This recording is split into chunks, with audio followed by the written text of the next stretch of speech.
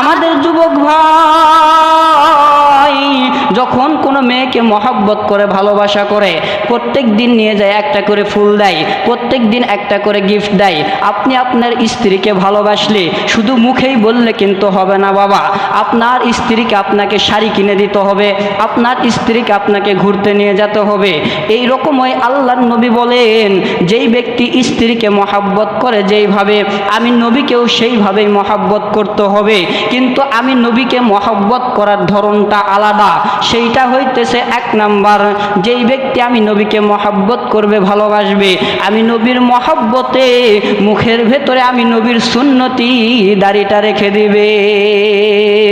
আমার বাবাজি শুধু তাই নয়, নবী আরো হাদিস শরীফের ভেতরে বলেন, যেই ব্যক্তি আমি নবীকে ভালোবাসবে মহব্বত করবে, আমি নবীকে সর্বদাই মনের ভেতরে গেঁথে নিবে, ওই ব্যক্তি